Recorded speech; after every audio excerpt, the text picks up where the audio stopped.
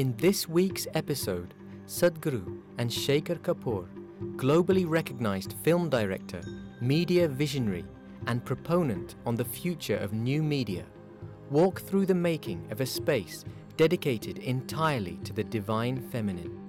Explaining the need for the feminine in today's society, Sadhguru speaks of the phenomenon of consecrating energy forms and the dynamic forms of goddesses present in this culture. Watch as he takes us through the unique process of designing an appropriate structure suitable for a Devi. I'm very fascinated by because there's a lot of construction going on here. It's almost like, you know… The whole humanity is in construction. Okay, all right, I'll buy that. I'll buy that.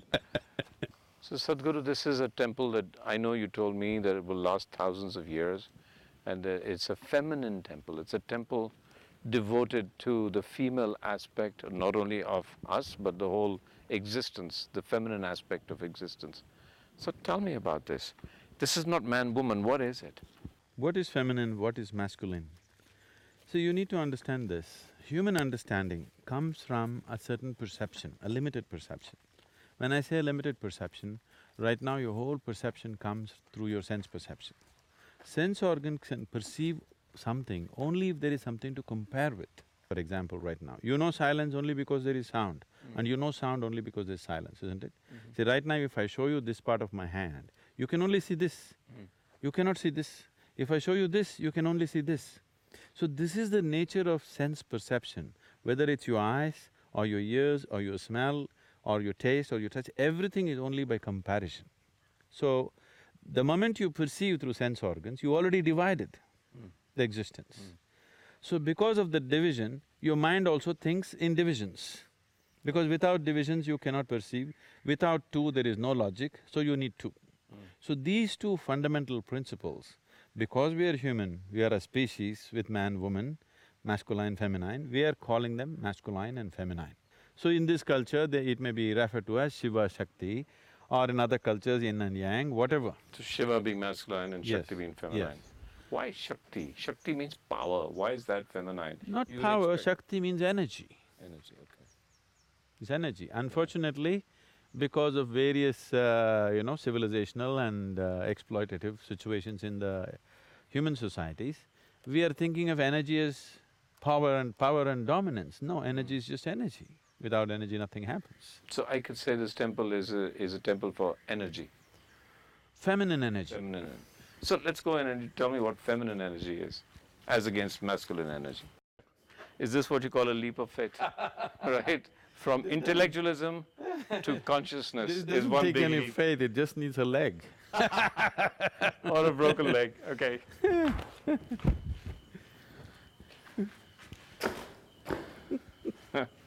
When we say a temple, this must be understood.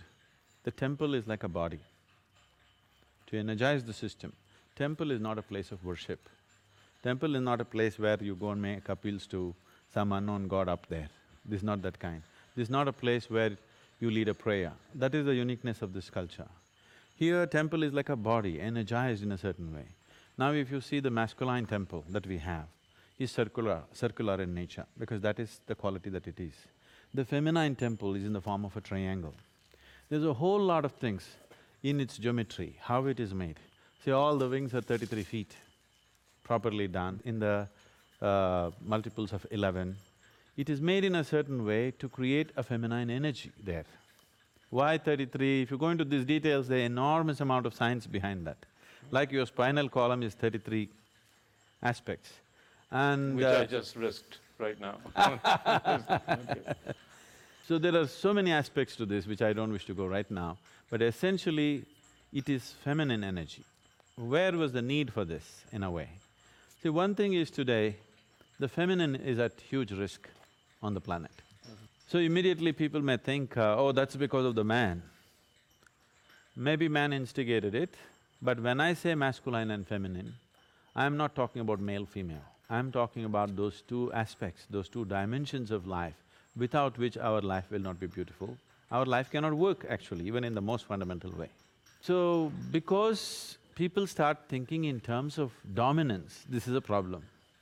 If you're not looking at life as dominance, if you're looking at life as integration, if you're looking at life as cooperation, if you're looking at life as oneness, then without these two dimensions, there is no existence. But unfortunately, societies have taken on to this as to who is dominating right now, whether masculine or feminine. If any one of them dominates, it'll turn ugly. It's not that if masculine dominates, it'll turn ugly, or feminine dominates, it'll turn ugly. If any one of them dominates, it'll turn ugly. Above all, if you start thinking in terms of dominance, your life will turn ugly. By domination, you will not know life. Only by inclusion you will know life. So this is essentially to create an energy force where people can experience a powerful sense of feminine, a fiery nature of the feminine thing. See, feminine is a very fiery form of energy. But today, because we have made economics the most important aspect of human societies, naturally, see, we need to understand this, economics is being glorified as if it's some kind of a divine thing. Economics essentially means survival process. Economics has a place in our life for sure, but it is not the be-all of life. So feminine doesn't belong to that dimension. If in these societies, love, art, music, above all aesthetics of life was dominant in a society, if aesthetics was as important as economics, nobody had to bring up the feminine. Feminine would be naturally, exuberantly alive and manifest in the society. Today, either we are slowly making all the women like men because they have to survive, they have to earn money, they have to provide, or a small percentage of them in reaction not being able to cope with that, they're becoming like Barbie dolls. Here we are creating a woman who is fiery and powerful in a completely different way. But what you're saying is, you just said love, art, aesthetics. You use those three words as part of the feminine energy. Now, I'm a filmmaker, I'd like to assume that I have all three in myself, so that's my feminine energy. Yes, it is. So If what you do else? not have the feminine, you won't look and think in terms of what's beautiful, what's not beautiful. You'll only think in terms of what's useful and what's not useful. You'll become utilitarian. The masculine is like that. So that's… So you being a man or a woman has nothing to do with it. So am I in conflict constantly between my masculine and feminine self? Why? See, that's the whole thing. These two energies are the basis of creation. Why would they be in conflict? They're in absolute collaboration. It is only in human mind that it's in conflict. In life, it's not in conflict. In energy, it's not in conflict. Only in mind it's in conflict because mind divides. Because to people, when listening to you say the sheer absolute power of the feminine energy, they don't relate to that. They see feminine energy as something gentle, nurturing, soft. No. Tell me about the power of feminine energy, because See, a lot of our culture talks about various goddesses that have a sense of huge power and almost violent the original power. goddesses that we created in this culture were all Kali, Bhairavi, now she's Bhairavi, all fierce, powerful creatures, okay? Somewhere down the line, when the outside influences came upon the culture and people made fun of them, people ridiculed your women are like this then they tried to domesticate the feminine. And then they created Saraswati, Lakshmi, very soft, gentle, housewife kind of feminine. Bhairavi, you can't contain her to the limitations of your house, not that she cannot stay in your house, you cannot contain her to the boundaries of your house. She's all-encompassing, that's the nature of her. That's the nature of the feminine, that it's all embracing, not all conquering, you must understand. Man wants to be in conquest, a woman wants to embrace. And By conquest, you will never have it. By embrace, you will have it, isn't it? See now it's come to a point where the work has become almost feminine, okay? You need gentle hands to do what they're doing. But before that, this rock was in the quarry, okay? There you needed some hard tools to cut it, make it a big piece, transport it in the truck, bring it in, hold it there, cut it down to size. All that was very masculine. If that masculine work had not happened, this feminine part would be not possible. This is so in the society also, I want you to see. If the man goes about, breaks down nature, builds his home and all this, then the woman comes in and makes it beautiful. If she didn't come in, he would just have a rock house which is of no consequence. Nobody enjoys being there, they'll have a house and they'll live outdoor. It's happening in cultures where feminine has been suppressed. Yeah. They have great homes, but they always want to be outdoors. It's a good place to talk about what consecration means. What does consecration mean? What do you consecrate? I mean, what is that? What is that process and what is it achieved? See, this is happening everywhere around you, all the time. One form of existence or one form of energy is transforming itself into another. What is mud is becoming flower, fruit and food, isn't it? Yeah. What is filth is actually becoming a flower. Yeah. What is stink is becoming fragrance. It's happening. If you eat the food, this food becomes, from what was just a grain of rice, becomes such a sophisticated machinery like human body. So, if you make mud into food, you call it agriculture. Yeah. If you make food into this, you call it digestion. If you make this into mud, usually we call it cremation or burial or whatever. So if you can make a stone or some other gross substance, a material substance, into a divine reverberance, into highest, subtlest possible reverberance, that's called consecration. So the whole existence is doing it all the time in different levels. So this is a certain science and a technology through which you transform the grosser elements into finer elements. Unfortunately, this was always mistaken as producing gold. The alchemy of the West is always talking about producing gold. Gold has no worth except in the market, okay? It's only greed which makes a man go towards gold. The Indian alchemy never talked about making gold. Indian alchemy always talked about making grosser elements into finer substances, making a stone into the divine. So the whole Indian alchemy is like a consecration process. Right now, there is an agricultural science, right? Yeah.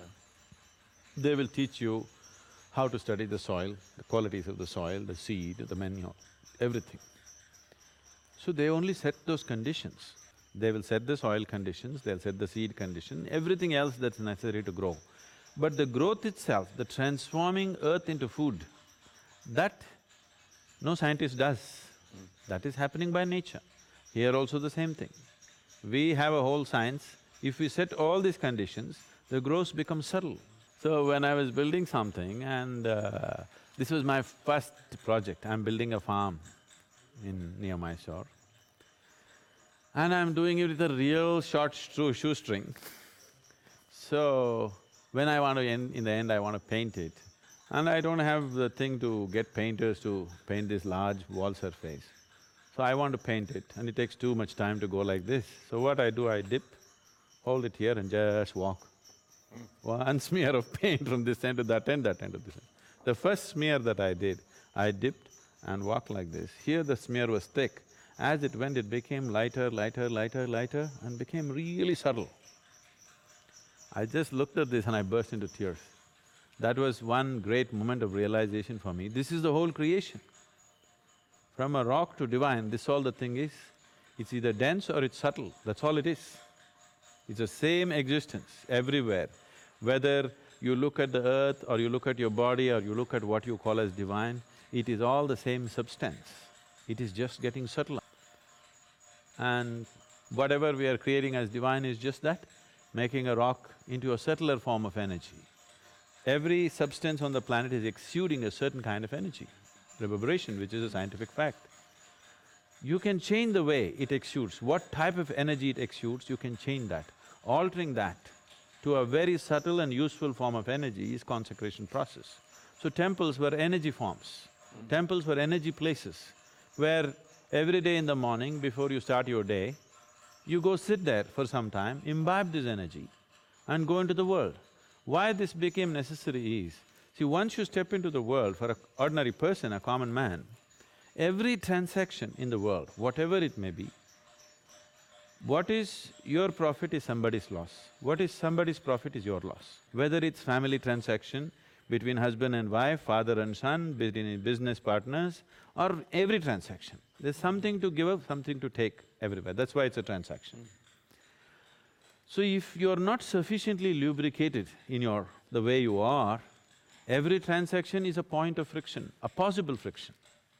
There are some people who are making every transaction into friction, some people are conducting their transactions gracefully. So every day going, sitting in the temple was just this, you are well lubricated. When you step out, you can pass through the world with least amount of friction. So this is a very, very significant instruction which is still alive in the southern part of this country. Here nobody tells you if you go to the temple you should pray. They always tell you if you go there, you must sit there. You must sit there for some time and come. But today the instruction has become like this, the way they're following it is they touch their bottom to the floor and they go. Nobody told you you have to pray, nobody told you you have to make an offering, you just have to sit there. But they also told that people on the spiritual path need not go to the temple because they have self-charging mechanisms. So temple is essentially for a householder who has his own way of transforming his energies. Use a public place, a battery charging place it is. So this is feminine energy, it's triangular. The whole temple is triangular. It's an equilateral triangle, okay? There are many aspects of the geometry which I don't want to go in, but the significant aspect is, there's another triangle fitting into this in a smaller capacity.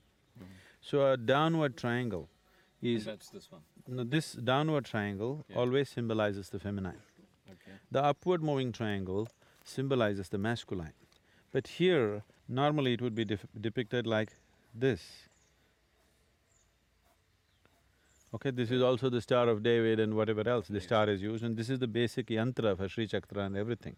This is the masculine and feminine meeting. But here, the masculine is held inside the feminine triangle because here the masculine is unborn. It's in the womb of the feminine. So it's a smaller triangle held inside. It is not a larger triangle like a male meeting the female. This is like in the womb. The masculine is a child in the feminine's womb because here the feminine is in a dominant form. So there is a whole geometry of things in this where we are trying to build a body of the feminine to energize it in a certain way. So Devi will sit here, this is also a triangle and this is into the earth, here there are steps going in. Being in the earth is very important for the feminine. So the deity herself is going into the earth and people have to go in to meet her, that's how it is. And there are lots of symbolisms attached and geometry involved in this whole process. In the end, today you have walked in, it's like a construction site. After 2 months you walk into this space, forget about the ambience, walk with your eyes closed. You will see, it'll just hit you in your face, the whole energy of it. That's how it will be.